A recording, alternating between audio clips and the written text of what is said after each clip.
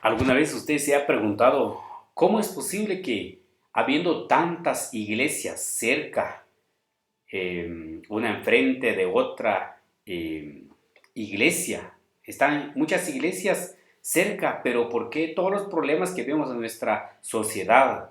¿Por qué muchas situaciones que se dan? ¿Por qué mucha violencia? ¿Por qué muchas veces mucha maldad hay a pesar de muchas iglesias, buenos edificios, buenos predicadores? ¿Por qué hay tanto caos en la tierra? Y de eso vamos a estar hablando en este curso. Bienvenidos. Y en esta clase vamos a hablar de que hay mucho trabajo que hacer hablando de las misiones. Hay un pasaje bien importante en Efesios 3:10 que dice: el fin de todo esto es que la sabiduría de Dios en toda su diversidad se dé a conocer ahora por medio de la iglesia. Eso quiere decir que Dios quiere trabajar o va a trabajar por medio de nosotros como iglesia. Antes de hablar con los principados, antes de hablar con las potestades, Dios va a trabajar, usar la iglesia como un medio para extender su reino aquí en la tierra. Que Dios va a trabajar a través de la iglesia para impactar en el reino espiritual y para impactar en nuestra sociedad. Si queremos ver un cambio, no vamos a pensar en que el próximo presidente, el próximo alcalde va a mejorar. Nosotros como iglesia tenemos que levantarnos y ser parte de las misiones o de esta entidad que va a trabajar y que va a estar al servicio de Dios, y vamos a producir un cambio en la sociedad. En todo equipo, en todo deporte van a haber dos equipos, ¿no? El equipo visitante y el equipo local, que esos dos equipos siempre van a estar en direcciones contrarias. ¿Por qué? Porque cada equipo quiere que gane su equipo y que el otro equipo fracase. Esa es la meta de todo equipo, ¿verdad? En cualquier deporte. Pero siempre en cualquier deporte hay un tercer equipo.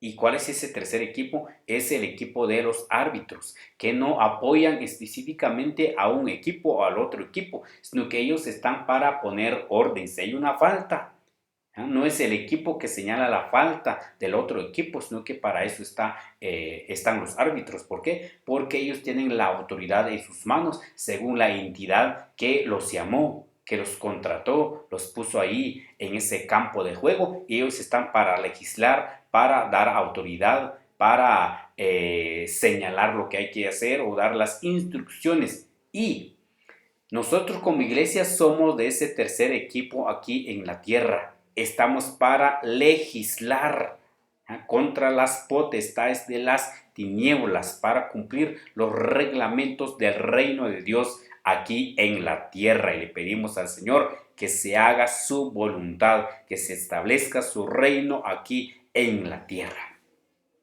La palabra iglesia. Esta palabra iglesia viene de eclesía, es una palabra griega, eclesía, que significa los llamados afuera. ¿Afuera de qué?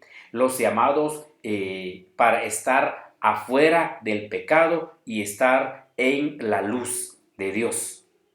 Los llamados a ser parte del reino de Dios. Los llamados a apartarse para el Señor. Eso es lo que significa la palabra eclesía. Y realmente esta palabra ahora la usamos como una palabra religiosa cuando nos referimos a los que buscan de Dios, a los que oran, a los que cantan, a los cristianos. Pero esta palabra eclesía era un término legal para los griegos. O una persona puede ser una persona común y corriente, un ciudadano, pero si esta persona forma parte de un consejo legislativo, esta persona se le conocía como parte de la eclesía, parte de la iglesia. Eso quiere decir que nosotros como individuos, como personas, media vez hemos recibido a Cristo en nuestro corazón. Somos la iglesia y la autoridad está en nuestras manos.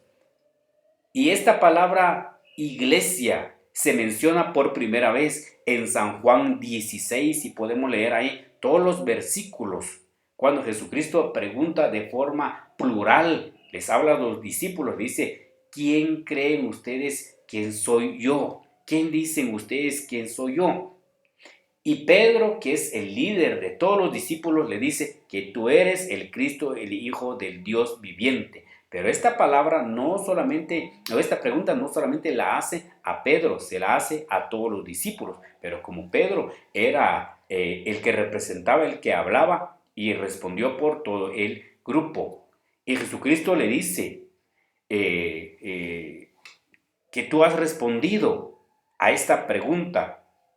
Y ahora ya no te vas a llamar Simón, sino que te vas a llamar Pedro, que Simón significa una piedrecita, pero Petra o Pedro significa una piedra.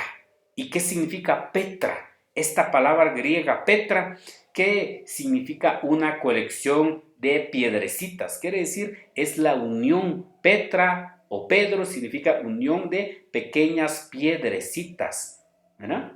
Entonces, cuando entendemos esto, quiere decir que nosotros como iglesia somos pequeñas piedrecitas y si nos unimos como iglesia, vamos a formar esta roca que dijo Jesucristo que sobre esta roca edificaré mi iglesia. Pero tenemos que unirnos. ¿Por qué estamos perdiendo la batalla contra el enemigo? Porque no nos unimos. Y porque no tomamos esta autoridad que Dios nos ha dejado a través de Jesucristo. Como iglesia, nosotros tenemos la autoridad para legislar. Media vez hemos recibido a Cristo en nuestro corazón. Tenemos esa autoridad porque la palabra de Dios dice, estas señales seguirán a los que creen, en mi nombre echarán fuera demonios. Quiere decir que nosotros tenemos autoridad, pero no dice, estas señales seguirán a los pastores, a los profetas, a los apóstoles, a los maestros. No, estas señales seguirán a los que creen. Media vez usted es hijo de Dios, usted tiene la autoridad para legislar y ganar la batalla sobre el enemigo. Y dice que las puertas del Hades no prevalecerán contra el reino de Dios, ¿no? No prevalecerán contra ella, dice, ¿no? Entonces, podemos ver aquí que Dios nos ha dejado esta autoridad. Nosotros tenemos la autoridad que nos ha dejado las llaves de su reino. Si notamos aquí, no dice las llaves de la iglesia, las llaves de su reino que nos da entrada al reino de Dios, que nosotros tenemos la autoridad, porque esta autoridad nos la ha dejado nuestro Señor Jesucristo, ¿ya? Por medio de que Él entregó su vida en la cruz. Así que como iglesia tenemos esta autoridad, tomemos esta autoridad, creamos en esta autoridad. Dios quiere gobernar por medio de su iglesia. ¿Qué representa esa autoridad? Se presenta que tenemos acceso, que podemos el poder para legislar, porque la Biblia dice, un pasaje bien conocido, dice Mateo 16, 17, un versículo muy conocido, dice, todo lo que ates en la tierra será atado en el cielo y todo lo que desates en la tierra será desatado en el cielo. Quiere decir que tenemos la autoridad. Hermano, hermana, usted tiene la autoridad.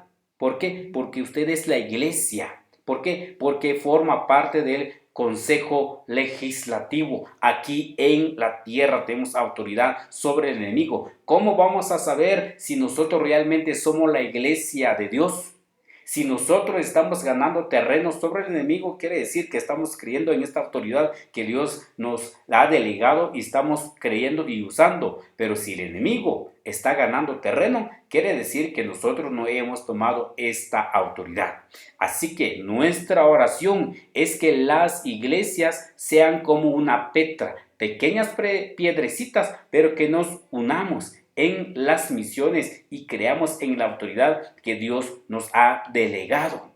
Que podamos clamar y decir, Señor, que tu reino se establezca en la tierra. Creamos que nosotros somos los responsables y que cumplamos nuestro trabajo como una entidad legisladora de Dios. Aquí en la tierra nosotros tenemos autoridad sobre el enemigo.